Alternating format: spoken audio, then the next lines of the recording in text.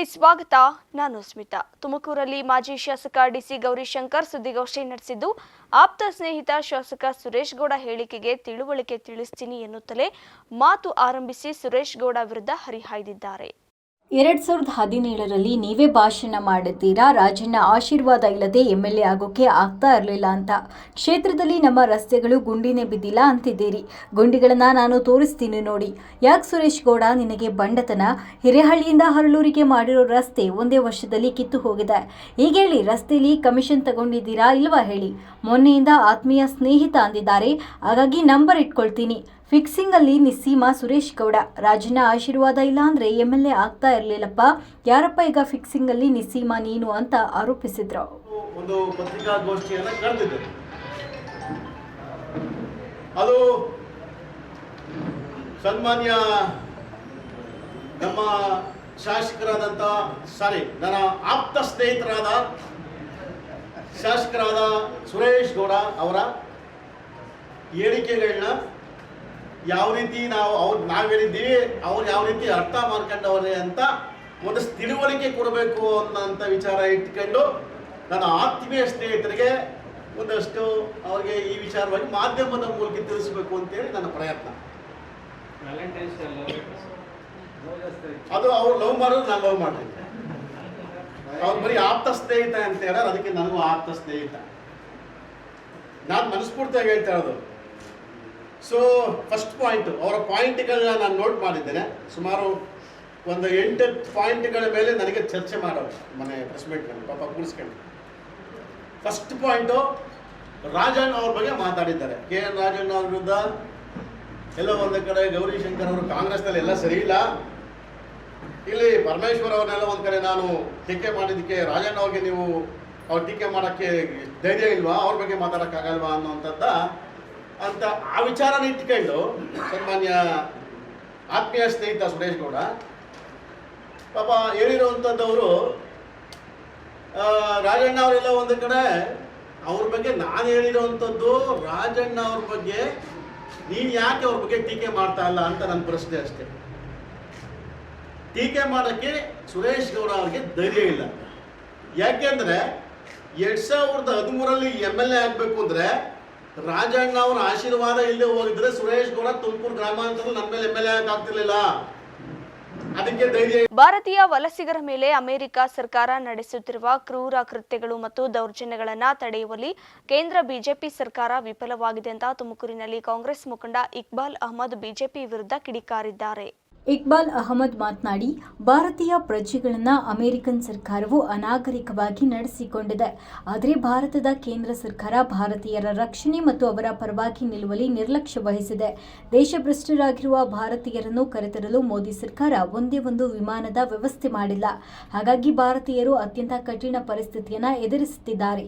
ಆದುದರಿಂದ ಭಾರತದ ಗೌರವಾನ್ವಿತ ರಾಷ್ಟ್ರಪತಿಗಳೇ ಮೋದಿ ಸರ್ಕಾರದ ವಿರುದ್ಧ ಕೂಡಲೇ ಕ್ರಮ ಕೈಗೊಳ್ಳಬೇಕು ಮತ್ತು ನಿರಾಶ್ರಿತರಿಗೆ ರಕ್ಷಣೆ ನೀಡುವಂತೆ ಆದೇಶ ನೀಡಬೇಕು ಅಂತ ಮನವಿ ನೀಡಿದರು. ಅಮೆರಿಕದ ಅಧ್ಯಕ್ಷ ಟ್ರಂಪ್ ರವರು ಏನು ಭಾರತೀಯ ವಲಸಿಗರನ್ನು ತುಂಬ ಅಮಾನೀಯವಾಗಿ ನಡೆಸ್ಕೊಳ್ತಾ ಇದ್ದಾರೆ, ಅದರ ವಿರುದ್ಧ KPCC ಆದೇಶದ ಮೇರೆಗೆ ಜಿಲ್ಲಾ ಕಾಂಗ್ರೆಸ್ ವತಿಯಿಂದ ಈ ದಿನ ನಾವು ಜಿಲ್ಲಾಧಿಕಾರಿಗಳ ಕಚೇರಿಯ ಮುಂದೆ ಪ್ರತಿಭಟನೆಯನ್ನು ಮಾಡ್ತಾ ಇದ್ದೇವೆ. ನಮ್ಮ ಭಾರತೀಯ ನಾಗರಿಕರು ಏನು ಅಮೆರಿಕದಲ್ಲಿ ನೆಲೆಸಿದ್ರು, ಅವರಿಗೆ ಹೊರದಬ್ಬಲು ಅವರು ತುಂಬ ಅಮಾನವೀಯ ರೀತಿಯಲ್ಲಿ ಬೇಡಿಗಳನ್ನು ಹಾಕಿ ಕೊಳ ಹಾಕಿ ಅವ್ರಿಗೇನು ತೋರಿಸ್ತಾ ಇದ್ದಾರೆ, ಅಪರಾಧಿಗಳ ಥರ ನಡೆಸ್ಕೊಳ್ತಾ ಇದ್ದಾರೆ. ಅದರ ವಿರುದ್ಧ ನಾವೆಲ್ಲರೂ ಕೂಡ ಈ ದಿನ ಎಚ್ಚೆತ್ಕೋಬೇಕಾಗಿದೆ. ನಮ್ಮ ಮಾನ್ಯ ನರೇಂದ್ರ ಮೋದಿ ಅವರು ಈ ದಿನ ಅಮೆರಿಕಾಗೆ ಹೋಗಿದ್ದಾರೆ. ಅವರು ಕೂಡ ಇದರ ವಿರುದ್ಧ ಪ್ರತಿಭಟನೆಯ ಮಾತುಗಳನ್ನು ಆಡಿದ್ರೆ ಅವರು ನಮ್ಮ ಸಮರ್ಥ ಪ್ರಧಾನಿಗಳಂತ ನಾವಾದರೂ ಕೂಡ ಭಾವಿಸ್ತೇವೆ. ಇದೇ ರೀತಿ ಹೀಗೆ ನಡ್ಕೊಂಡು ಹೋದರೆ ಭಾರತೀಯರಿಗೆ ಬೇರೆ ದೇಶಗಳಲ್ಲೂ ಕೂಡ ಎಲ್ಲೂ ಕೂಡ ಮರ್ಯಾದೆ ಸಿಗೋದಿಲ್ಲ. ನಾವೆಲ್ಲರೂ ಕೂಡ ಭಾರತೀಯರು ನಮ್ಮದೇ ಆದ ಮಾನ ಮರ್ಯಾದೆ ಎಲ್ಲ ಇಟ್ಕೊಂಡು ನಾವು ಜೀವನ ನಡೆಸುವಂಥವ್ರು. ನಮ್ಮ ವಿರುದ್ಧ ಯಾವುದೇ ದೇಶದವರು ಈ ರೀತಿ ನಡ್ಕೊಂಡು ಕೂಡ ನಾವು ಈ ರೀತಿ ಖಂಡನೆ ಮಾಡ್ತೇವೆ, ಇದರ ವಿರುದ್ಧ ಪ್ರತಿಭಟನೆಯನ್ನು ಮಾಡ್ತೇವೆ. ಬಳಿಕ ಮಾತನಾಡಿದ ಕಾಂಗ್ರೆಸ್ ಜಿಲ್ಲಾಧ್ಯಕ್ಷ ಚಂದ್ರಶೇಖರ್ ಗೌಡ, ಭಾರತೀಯ ರಾಷ್ಟ್ರೀಯ ಕಾಂಗ್ರೆಸ್ ಪಕ್ಷ ಕರ್ನಾಟಕ ಪ್ರದೇಶ ಕಾಂಗ್ರೆಸ್ ಸಮಿತಿಯ ಮೂಲಕ ಗೌರವಾನ್ವಿತ ರಾಷ್ಟ್ರೀಯ ಅಧ್ಯಕ್ಷರಿಗೆ ಈ ಮನವಿಯನ್ನ ಮಾಡ್ತೇನೆ. ದಯವಿಟ್ಟು ನಮ್ಮ ಮನವಿಯನ್ನು ಸ್ವೀಕರಿಸಿ ಭಾರತೀಯರ ಹಿತಾಸಕ್ತಿಗಳನ್ನು ರಕ್ಷಿಸದ ಬಿಜೆಪಿ ಕೇಂದ್ರ ಸರ್ಕಾರವನ್ನು ತಕ್ಷಣವೇ ವಜಾಗೊಳಿಸಬೇಕು. ಹಾಗೆಯೇ ಭಾರತೀಯರಿಗೆ ಅಗತ್ಯ ನೆರವು ನೀಡುವಂತೆ ಕೋರುತ್ತೇನೆ ಅಂತ ಜಿಲ್ಲಾಧಿಕಾರಿಗಳ ಮೂಲಕ ರಾಷ್ಟ್ರಪತಿಗಳಿಗೆ ಮನವಿ ಸಲ್ಲಿಸಿದರು. ಇವತ್ತಿನ ಈ ಪ್ರತಿಭಟನೆಗೆ ನಮ್ಮ ಪ್ರದೇಶ ಕಾಂಗ್ರೆಸ್ ಸಮಿತಿ ವತಿಯಿಂದ ಇವತ್ತು ಎಲ್ಲ ಜಿಲ್ಲಾ ಕೇಂದ್ರಗಳಲ್ಲೂ ಕೇಂದ್ರ ಸರ್ಕಾರ ನಡ್ಕೊಂಡಂಥ ರೀತಿಗೆ ಇವರ ಬೇಜವಾಬ್ದಾರಿತನಕ್ಕೆ ಪ್ರತಿಭಟನೆಯನ್ನು ಹಮ್ಮಿಕೊಂಡಿದ್ದೀವಿ. ಉದ್ದೇಶ ಇಷ್ಟೇ, ಇವತ್ತು ಅಮೆರಿಕ ಅಂತ ದೇಶ ನಮ್ಮ ದೇಶದ ಪ್ರಜೆಗಳನ್ನು ಅಮಾನವೀಯವಾಗಿ ನಡೆಸ್ಕೊಳ್ಳೋದ್ರ ಮುಖಾಂತರ ಅವ್ರಿಗೆ ಕೈಗೆ ಬೇಡಿ ಹಾಕಿ ಕಾಲಿಗೆ ಬೇಡಿ ಹಾಕಿ ಅವರ ಒಂದು ಗೂಡ್ಸ್ ವಿಮಾನದಲ್ಲಿ ತಂದು ನಮ್ಮನ್ನು ಪಶುಗಳ ರೀತಿ ನಡೆಸ್ಕೊಂಡಿದ್ದಾರೆ. ಆ ಒಂದು ಕೃತ್ಯವನ್ನು ನಾವು ಖಂಡಿಸ್ತಾ ಇದ್ದೀವಿ. ಇದು ಈ ಥರ ಆಗಬಾರ್ದು. ಹಿಂದೆ ರಾಷ್ಟ್ರಪತಿ ಆಗಿರ್ತಕ್ಕಂಥ ಅಬ್ದುಲ್ ಕಲಾಂ ಅವ್ರನ್ನು ಇದೇ ಥರ ನಡೆಸ್ಕೊಂಡಿದ್ರು. ಪದೇ ಪದೇ ನಮ್ಮ ಸ್ವಾಭಿಮಾನಕ್ಕೆ ಧಕ್ಕೆ ತರ್ತಾ ಇದ್ದಾರೆ, ನಮ್ಮ ಭಾರತೀಯರಿಗೆ ಧಕ್ಕೆ ತರ್ತಾ ಇದ್ದಾರೆ. ಇದನ್ನು ಖಂಡಿಸ್ತಾ ಇದ್ದೀವಿ. ಮುಂದೆ ಈ ರೀತಿ ಆದರೆ ಅಮೆರಿಕ ಪ್ರಜೆಗಳು ನಮ್ಮ ದೇಶದಲ್ಲಿ ಬಂದಾಗ ನಾವು ಕೂಡ ಅವರಿಗೆ ಇದೇ ರೀತಿ ಪ್ರತಿಭಟನೆ ಮಾಡಬೇಕಾಗ್ತದೆ. ನಮ್ಮ ನರೇಂದ್ರ ಮೋದಿ ಅವರು ಆಲಿಂಗನ ಮಾಡಿಕೊಳ್ಳೋದ್ರ ಜೊತೆಲೇ ಈ ರೀತಿ ನಡ್ಕೋಬಾರ್ದು ಅಂತ ಖಂಡಿಸ್ಬೇಕು ಅಂತ ಈ ಸಂದರ್ಭದಲ್ಲಿ ಹೇಳೋದಕ್ಕೆ ಬಯಸ್ತೀನಿ. ಈ ವೇಳೆ ಕಾಂಗ್ರೆಸ್ನ ರಾಜ್ಯ ಉಪಾಧ್ಯಕ್ಷ ಮುರಳೀಧರ್ ಹಾಲಪ್ಪ, ಜಿಲ್ಲಾ ವಕ್ತಾರೆ ಸುಜಾತ, ಉಪಾರಹಳ್ಳಿ ಸ್ವಾಮಿ, ನಯಾಜ್ ಅಹಮದ್ ಹಾಗೂ ಕಾಂಗ್ರೆಸ್ ಹಲವು ಮುಖಂಡರು, ಕಾರ್ಯಕರ್ತರು ಭಾಗಿಯಾಗಿದ್ದರು.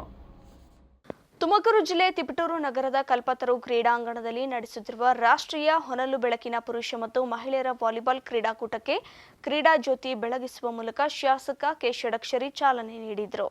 ಕ್ರೀಡಾ ಜ್ಯೋತಿ ಸ್ವೀಕರಿಸಿ ಮಾತನಾಡಿದ ಮಾಜಿ ಕಾನೂನು ಸಚಿವ ಜೆಸಿ ಮಾಧುಸ್ವಾಮಿ, ಮನುಷ್ಯನ ಆರೋಗ್ಯ ಸದೃಢವಾಗಿರಬೇಕಾದರೆ ಕ್ರೀಡೆಗಳು ಸಹಕಾರಿ. ಮನುಷ್ಯನ ದೇಹ ಹಾಗೂ ಮನಸ್ಸು ಸ್ವಾಸ್ಥ್ಯ ಹಾಗೂ ಲವಲವಿಕೆಯಿಂದ ಇರುವುದೇ ನಿಜವಾದ ಆರೋಗ್ಯ. ಉತ್ತಮ ಆರೋಗ್ಯಕ್ಕೆ ದೇಹವನ್ನು ಕ್ರಿಯಾಶೀಲವಾಗಿ ಇಡಬೇಕು. ಕ್ರೀಡೆ ಹಾಗೂ ವ್ಯಾಯಾಮಗಳು ದೇಹವನ್ನು ಸದೃಢವಾಗಿ ಇಡಲು ಸಹಕಾರಿಯಾಗಿದ್ದು, ಕ್ರೀಡೆಗಳನ್ನು ಪ್ರೋತ್ಸಾಹಿಸುವ ನಿಟ್ಟಿನಲ್ಲಿ ತಿಪಟೂರಿನಲ್ಲಿ ಹೆಚ್ಚು ಪ್ರೋತ್ಸಾಹ ನೀಡುತ್ತಿದ್ದಾರೆ. ಹೆಚ್ಚು ಹೆಚ್ಚು ಕ್ರೀಡಾಕೂಟಗಳನ್ನು ನಡೆಸಬೇಕು ಅಂತ ತಿಳಿಸಿದರು.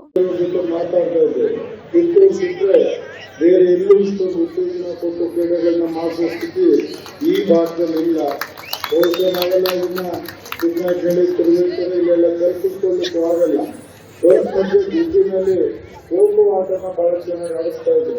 ಅದು ಬಿಟ್ಟರೆ ಈ ಊರು ಕ್ರೀಡಾತ್ಮಕವಾಗಿ ಒಳ್ಳೆ ಸಾಂಸ್ಕೃತಿಕ ಕೇಂದ್ರ ಆಗಿರೋದು ನಿಜವಾಗ್ಲೂ ನಾವೆಲ್ಲ ಹರ್ಷ ಪಡುವಂತ ಸಂಗತಿ.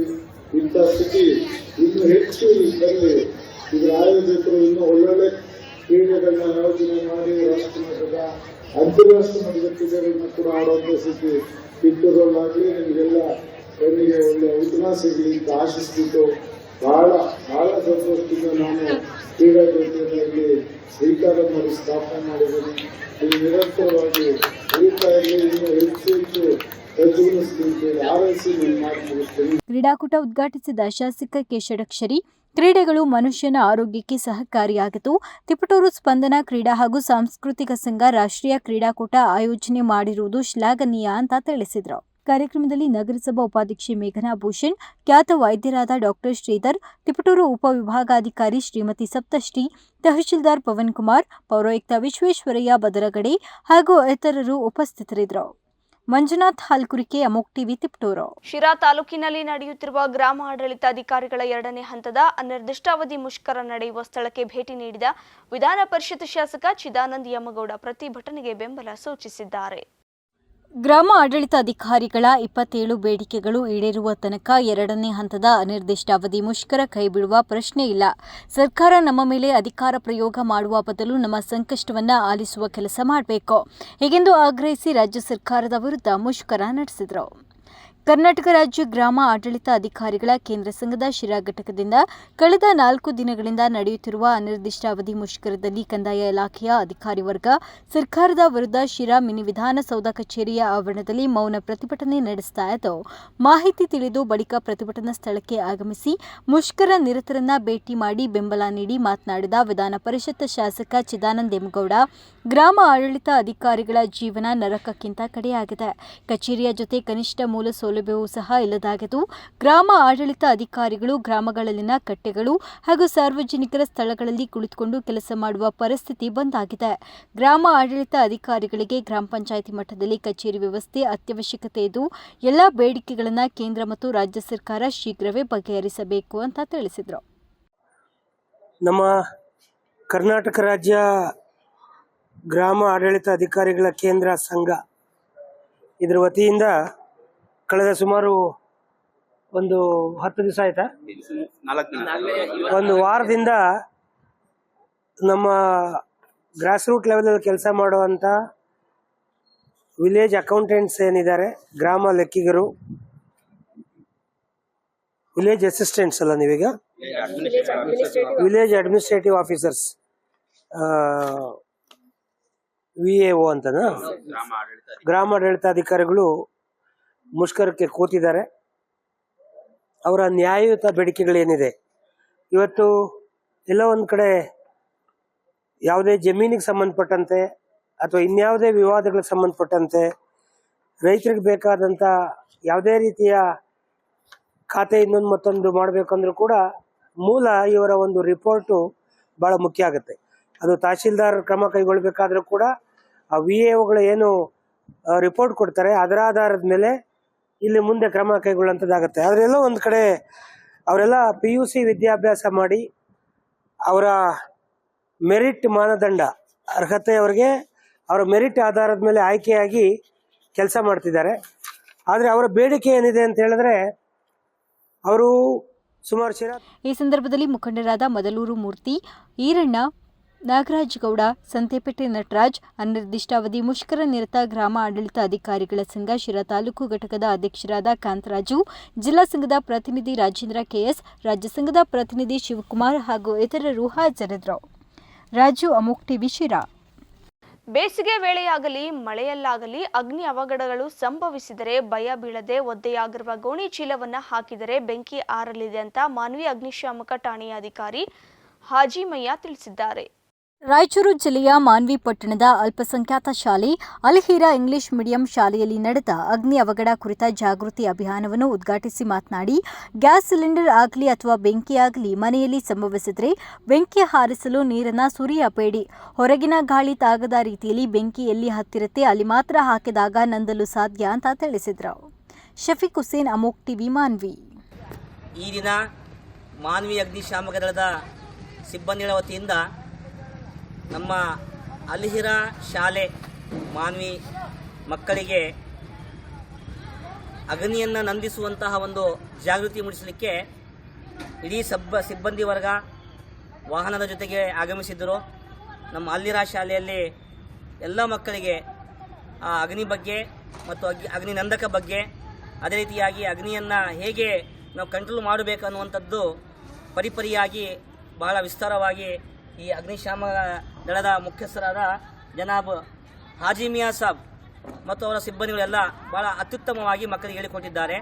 ಈ ವಿಚಾರವಾಗಿ ಈ TAPSMS ಗೋದಾಮ್ ಹತ್ರ ಬಂದು ಮಕ್ಕಳಿಗೆ ಮೈದಾನದಲ್ಲಿ ಒಂದು ಬೆಂಕಿಯನ್ನು ಹೇಗೆ ಆರಿಸಲಾಗುತ್ತೆ ಅನ್ನುವಂಥದ್ದು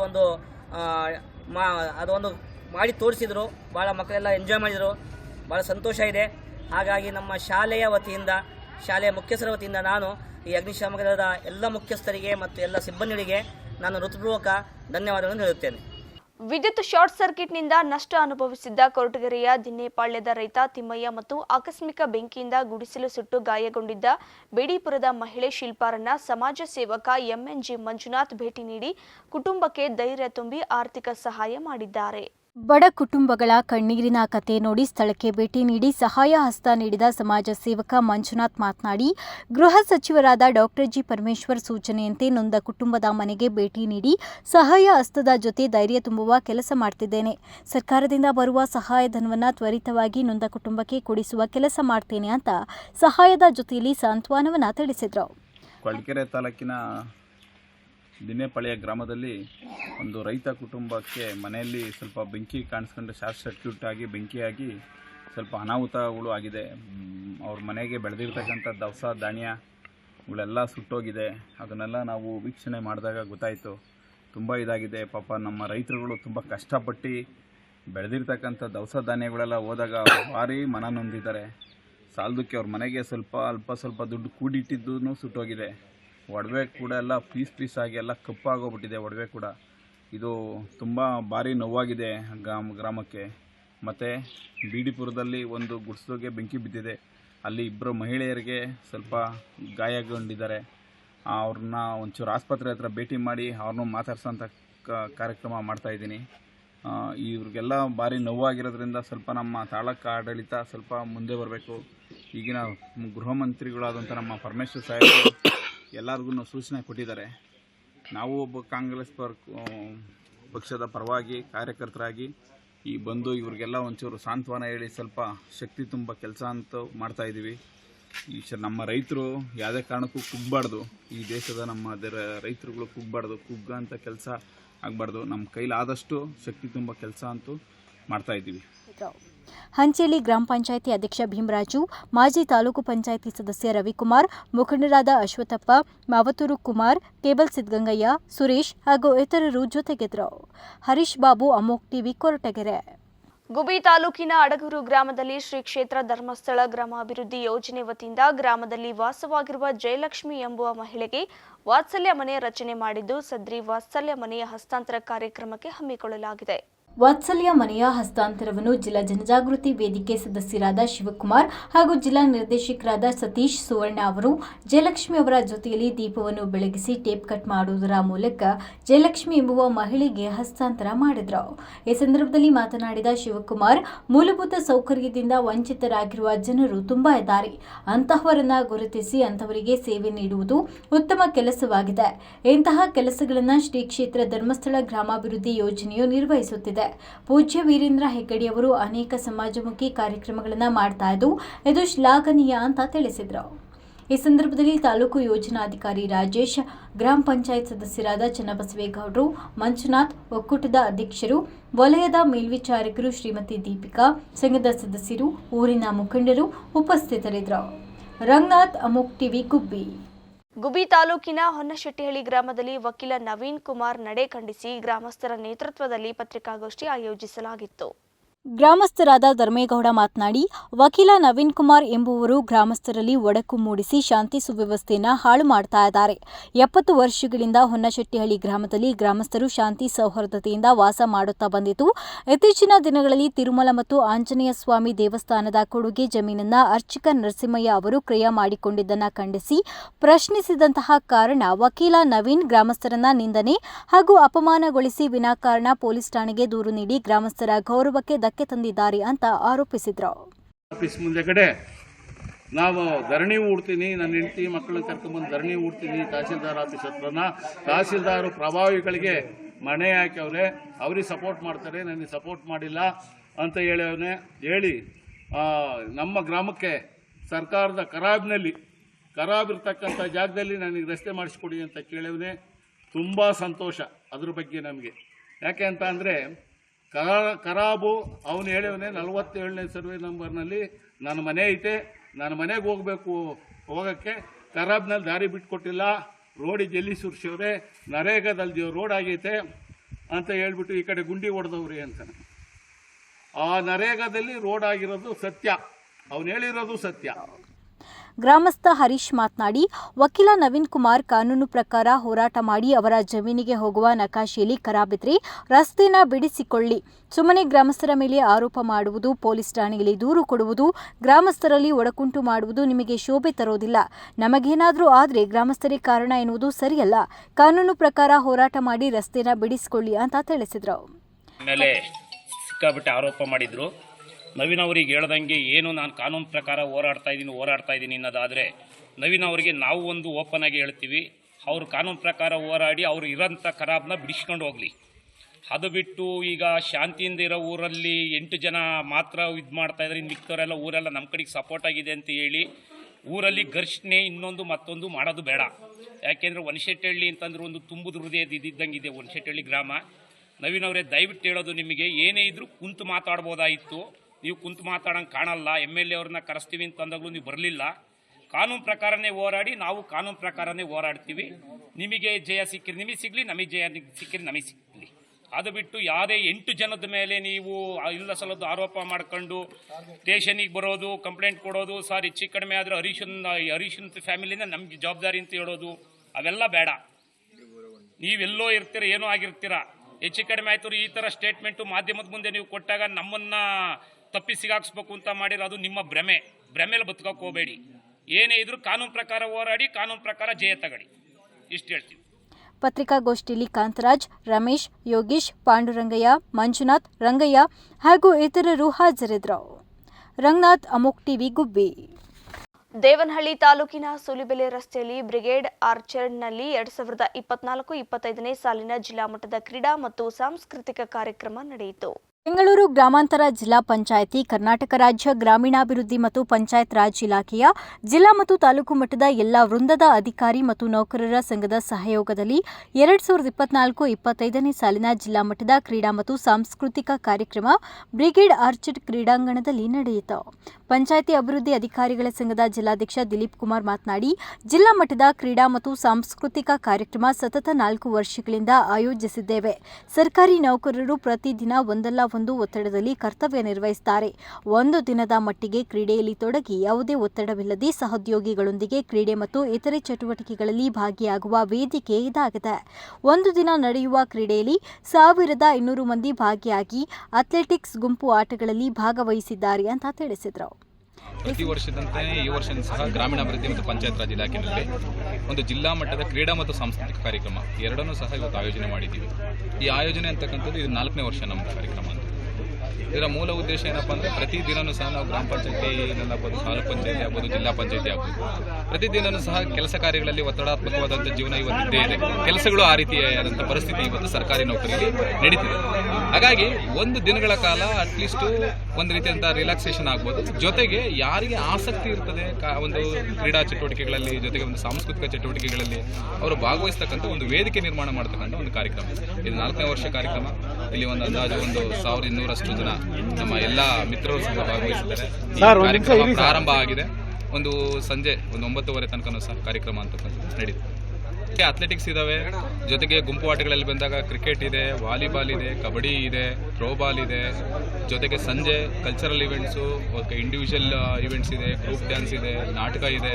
ಇವೆಲ್ಲನೂ ಸಹ ಭಾಗವಹಿಸ್ತಿರ್ತಕ್ಕಂಥದ್ದು ಎಲ್ಲ ನಮ್ಮ ಮಿತ್ರರೇ. ಒಂದು ದಿನಗಳ ಕಾಲನೇ. ಸಂಜೆ ಒಂದು 5:30 ಮೇಲೆ ನಾವು ಕಲ್ಚರಲ್ ಇವೆಂಟ್ಸ್ ಅನ್ನ ಮಾಡ್ತೀವಿ. ಬೆಳಗ್ಗೆ 5:30 ತನಕ ಸಹ ನಾವು ಕ್ರೀಡಾ ಕಾರ್ಯಕ್ರಮವನ್ನು. ಈ ಸಂದರ್ಭದಲ್ಲಿ 4 ತಾಲೂಕಿನ ಗ್ರಾಮೀಣಾಭಿವೃದ್ಧಿ ಮತ್ತು ಪಂಚಾಯತ್ ರಾಜ್ ಇಲಾಖೆಯ ಸಿಬ್ಬಂದಿ ವರ್ಗ ಕ್ರೀಡೆಯನ್ನು ಯಶಸ್ವಿಗೊಳಿಸಿದರು. ಅಕ್ಷಯ್ ವಿ, ಅಮೋಕ್ ಟಿವಿ, ದೇವನಹಳ್ಳಿ. ದೇವನಹಳ್ಳಿ ಪಟ್ಟಣದ ಜಿಲ್ಲಾ ಪತ್ರಕರ್ತರ ಭವನದಲ್ಲಿ ಬಹುಜನ ಸಮಾಜದ ಪಕ್ಷದ ವತಿಯಿಂದ ಸಭೆ ನಡೆಸಿ ಮಲ್ಲೇಪುರ ಗ್ರಾಮದಲ್ಲಿ 16 ಎಕರೆ 34 ಗುಂಟೆ ಜಮೀನು ಅಕ್ರಮ ಸುಳ್ಳು ದಾಖಲೆ ಸೃಷ್ಟಿ ಮಾಡಿದ್ದಾರೆ ಅಂತ ಆರೋಪಿಸಿದ್ದಾರೆ.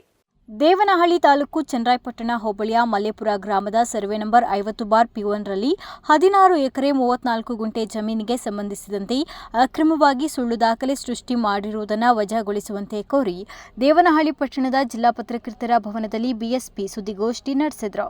ಬಿಎಸ್ಪಿ ರಾಜ್ಯ ಪ್ರಧಾನ ಕಾರ್ಯದರ್ಶಿ ಎಚ್ ನರಸಿಂಹಯ್ಯ ಮಾತನಾಡಿ, ಮಲ್ಲೇಪುರದಲ್ಲಿ ಕೆಲ ಭೂಗಳ್ಳರು ಜಮೀನನ್ನು ಕಬಳಿಸಲು ಆಗಮಿಸಿದ್ದಾರೆ.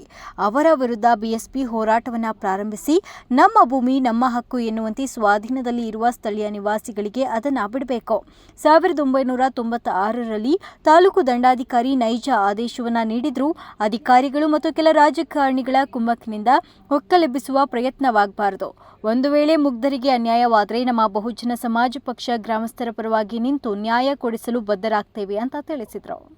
ಮಲ್ಲೇಪುರ ಗ್ರಾಮದ ಸರ್ವೆ ನಂಬರ್ 50/P1 ರಲ್ಲಿ 56 ಎಕರೆ 21 ಗುಂಟೆ ಏನು ಹಾಲಿ ಗ್ರಾಮದಲ್ಲಿರ್ತಕ್ಕಂಥ 107 ಜನ ವಸತಿಹೀನರು, ಭೂಮಿಹೀನರು, ಇವರು ಅರ್ಜಿಗಳನ್ನು ಕೊಟ್ಟಂಥ ಸಂದರ್ಭದಲ್ಲಿ ಮಾನ್ಯ ತಹಸೀಲ್ದಾರ್ 1996ರಲ್ಲಿ ಕೊಟ್ಟಂಥ ಆದೇಶವನ್ನು ನೈಜ ಆದೇಶದಂತೆ ಅವರಿಗೆ ನ್ಯಾಯ ದೊರಕಿಸ್ಕೊಡ್ಬೇಕು. ಮೂಲ ಜನರಿಗೆ ಯಾವ ಕಾರಣಕ್ಕೂ ಕೂಡ ವಂಚನೆ ಆಗಬಾರ್ದು. ಬೇರೆ ರಾಜ್ಯದ ಬೇರೆ ಜನರ ಚಿತಾವಣೆಯಿಂದ ಅವರಿಗೆ ಅನ್ಯಾಯ ಆಗಬಾರ್ದು. ಆ ಭೂಮಿ ನಮ್ಮ ಅಂತಕ್ಕಂಥ ಉದ್ದೇಶದಿಂದ ಬಹುಜನ ಸಮಾಜ ಪಕ್ಷ ಈ ದಿವಸ ಅವರ ಪರವಾಗಿ ನಿಂತು ನಾವು ಹೋರಾಟಕ್ಕೆ ಇಡ್ತಿದ್ದೇವೆ. ಎಲ್ಲ ಅಧಿಕಾರಿ ವರ್ಗದವರು, ರಾಜಕಾರಣಿಗಳು ಆ ಮುಗ್ಧ ಜನರಿಗೆ ನ್ಯಾಯ ಕೊಡಬೇಕಂತೇಳಿ ಈ ಮೂಲಕ ನಾನು ಮನವಿ ಮಾಡಿಕೊಂಡೆ. 1980ರಿಂದಲೂ ಅದಕ್ಕಿಂತಲೂ ಹಿಂದಲೂ ಕೂಡ ಆ ಪ್ರದೇಶ ಗಿಡ ಗಂಟೆಗಳಿದ್ದಂಥ ಸಂದರ್ಭದಲ್ಲಿ ಅದನ್ನು ತೆಗೆದು ಅಗದು ಸಮ ಮಾಡಿ ಇವತ್ತೂ ಕೂಡ ಅವರು ಸ್ವಾಧೀನದಲ್ಲಿದ್ದಾರೆ. ಅಂಥವರಿಗೆ ಅನ್ಯಾಯವಾಗಬಾರ್ದು, ಅಂಥವ್ರನ್ನ ಒಕ್ಕಲೆಬ್ಬಿಸಬಾರ್ದು. ಅಂಥ ಸಂದರ್ಭ ಬಂದಾಗ ಬಹುಜನ ಸಮಾಜ ಪಕ್ಷ ಶತಾಯುಗತಾಯ ಆ ಭೂಮಿ ಅವರಿಗೆ ಕೊಡುವಂಥ ದಿಕ್ಕಿನಲ್ಲಿ ನಾವು ಕಾರ್ಯಪ್ರವೃತ್ತರ. ಮಲ್ಲೇಪುರ ಗ್ರಾಮದಲ್ಲಿ ನಾವು ಕೊಟ್ಟಿರ್ತಕ್ಕಂಥ 107 ಜನರ ಪಟ್ಟಿಯಲ್ಲಿ ಎಲ್ಲರೂ ಕೂಡ ಮೂಲ ಜನರೇ, ಯಾರು ಕೂಡ ಒಕ್ಕಲೆಬ್ಬಿಸುವಂಥ ಪ್ರಯತ್ನ ಮಾಡಲಿಲ್ಲ. ದಾಖಲೆಗಳು ಇತ್ತೀಚಿನ ದಿನಗಳಲ್ಲಿ ಅದು ಬದಲಾವಣೆ ಆಗ್ತಾ ಇದ್ದಾವೆ. ಅದೊಂದು ಆತಂಕ ಅವ್ರಿಗೆ ಆವರಿಸಿದೆ. ಮಾನ್ಯ ಅಧಿಕಾರಿ ವರ್ಗದವ್ರನ್ನ ಪರಿಶೀಲನೆ ಮಾಡಿ ಅವ್ರಿಗೆ ನ್ಯಾಯ ಕೊಡಬೇಕಷ್ಟೇ. ನಾವು ನೇರವಾಗಿ ಯಾರನ್ನೂ ಆಪಾದನೆ ಮಾಡೋಕ್ಕೆ ತಯಾರಿಲ್ಲ. ಪ್ರಸ್ತುತ ಈಗ ಆಗಿರುವಂಥ ಆತಂಕ, ದಾಖಲೆಗಳ ಮುಖಾಂತರ ಆಗಿರುವಂಥ ಆತಂಕವನ್ನು ಮಾನ್ಯ ಆಡಳಿತ ವರ್ಗ ಅದನ್ನು ಸರಿಪಡಿಸಬೇಕು ಅಂತೇಳಿ ನಾವು ಆಗ್ರಹ ಪಡಿಸಿ ಸರ್ವೆ ನಂಬರಲ್ಲಿ ಅದಕ್ಕೆ 20 ಎಕರೆ 36 ಗುಂಟೆ ಅಂತೇಳಿ ಜಾನಪದ ವೃದ್ಧಿಗೊಳಿಸುವಂಥದ್ದು, ಕೃಷಿ ಸಂಶೋಧನೆ ಮಾಡ್ತಕ್ಕಂಥದ್ದು, ರಂಗಭೂಮಿಯಲ್ಲಿ ಕಲಾವಿದರಿಗೆ ಅನುದಾನ ಕೊಡತಕ್ಕಂಥ ವ್ಯವಸ್ಥೆ ಮಾಡಿದ್ದಾರೆ. ಅವರು ನೈಜವಾಗಿ ಈ ತಾಲೂಕಿನವರಲ್ಲ, ಆ ಗಂಧನೇ ಅವ್ರಿಗೆ ಗೊತ್ತಿಲ್ಲ. ಮಲೆಪುರ ಗ್ರಾಮಸ್ಥ ಮುನಿಶಾಮಪ್ಪ ಮಾತನಾಡಿ, ಕಳೆದ 30-40 ವರ್ಷಗಳಿಂದ ಗ್ರಾಮಸ್ಥರೇ ಸ್ವಾಧೀನದಲ್ಲಿದ್ದೇವೆ. ಆದರೆ ಇತ್ತೀಚೆಗೆ ಕೆಲವು ಭೂಗಳ್ಳರು ಈ ಭೂಮಿ ನಮಗೆ ಆಗಿದೆ ಅಂತ ಬೆದರಿಸಿ ಹೆದರಿಸುತ್ತಿದ್ದಾರೆ. ಆದರೂ ನಮ್ಮ ಗ್ರಾಮಸ್ಥರೆಲ್ಲ ಒಂದಾಗಿ ಯಾವುದೇ ಕಾರಣಕ್ಕೂ ಭೂಮಿ ಬಿಡೋದಿಲ್ಲ ಅಂತ ಪಟ್ಟು ಹಿಡಿದಿದ್ದೇವೆ. ಇದಕ್ಕೆ ಸಂಬಂಧಿಸಿದ ಜಿಲ್ಲಾಧಿಕಾರಿಗಳು ಸೂಕ್ತ ಕ್ರಮ ವಹಿಸಿ ಗ್ರಾಮಸ್ಥರ ಪರವಾಗಿ ಆದೇಶ ಮಾಡಬೇಕು ಅಂತ ಮನವಿ ಮಾಡಿದರು. ನಮ್ಮದು ದೇವನಹಳ್ಳಿ ತಾಲೂಕು ಮಲ್ಲೇಪುರ ಗ್ರಾಮ, ಚಂದ್ರಾಪಟ್ಟಣ ಹೋಬಳಿ. ಸರ್ವೆ ನಂಬರ್ 50P1ರಲ್ಲಿ ನಾವು ಸುಮಾರು 30-40 ವರ್ಷದಿಂದ ಊರಿನ ಗ್ರಾಮಸ್ಥರೇ ಅದರಲ್ಲಿ ಅನುಭವದಲ್ಲಿದ್ದೀವಿ. ಯಾರೋ ಒಬ್ಬ ಭೂಗಾಳರು ಅದ್ರಾಗ ನಮ್ಮದಂತ ಬಂದಾಗ ನಾವು ಅದನ್ನು ಗಿಡ ಮರ ಎಲ್ಲ ಹೊಡೆದು ಜಮೀನಲ್ಲಿ ಬೆಳೆ ಬೆಳ್ಕೊಂಡು ಈಗ ಆ ಜಮೀನಲ್ಲಿ ಮನೆಗಳು ಕಟ್ಕೊಂಡು ವಾಸ ಇದ್ದೀವಿ. 120 ಮನೆಗಳು ಕಟ್ಟಿದ್ದೀವಿ, ಅದರಲ್ಲಿ ನಾವು ವಾಸ ಇದ್ದೀವಿ.